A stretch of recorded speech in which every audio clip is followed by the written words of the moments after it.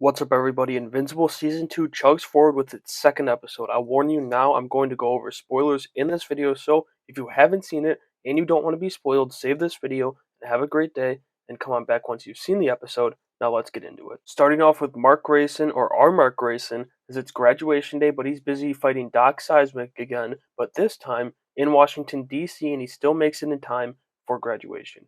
But Mark and his mom are still having trouble handling the Omni-Man situation as she's really still a mess. Mark has to head off to help Cecil, which he's actually happy about, and that's no help to his mother at all, but it's how their relationship is right now. Mark's mission is to head to Midnight City and find out who this new Darkwing is for Cecil. He finds him and fights him, even going into like the Dark Realm, I believe it's called, which is really cool, and then takes him down and so he can hand him over to Cecil. But Mark's day isn't over yet as they pick up the Atlantis retaliation story from the comics, but it is altered. He thinks he has to go marry the Queen, which is from the comics, but they jump over that and go straight to the trial by combat as Mark fights a beast and saves the Queen, leading to all of his debt being forgiven. Then the final scene of the episode sees an alternate Mark Grayson captured as Angstrom Levy gets to him and tells the government to make him pay for what he did to their Earth.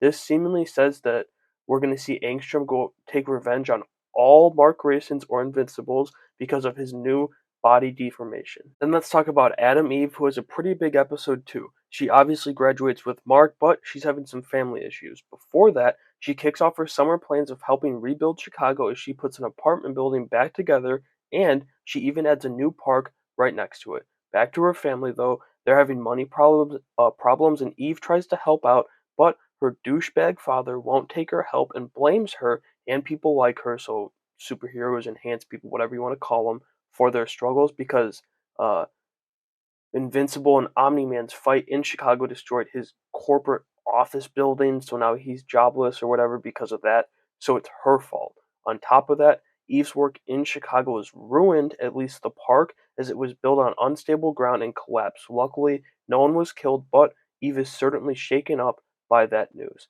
Finally, there's a couple loose stragglers that I'm going to fold in here together.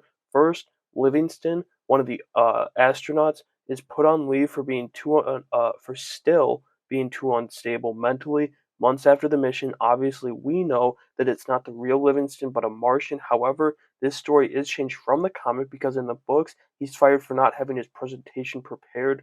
So it's similar but it is different. And then second, Kate and the Immortals relationship begins as Rexplode gets a taste of his own medicine, and the voice acting for Rex continues to be great. Third, the Martian on Earth has appeared as Shapesmith. At least I think this is the Martian. It definitely feels like it is. Fourth, the astronaut who the Martian replaced became the host for the invaders on Mars, and the Martians have been overrun, and it kind of seems like they've been wiped out. And finally, King Lizard comes back and kills Supreme Lizard to regain control of the Lizard League, which I know everyone was just so concerned about this. Alright, that's going to do it for my breakdown of the second episode of Season 2 of Invincible. I hope you enjoyed the episode as much as I did, so let me know what you thought of it down in the comments below and make sure you have a great day.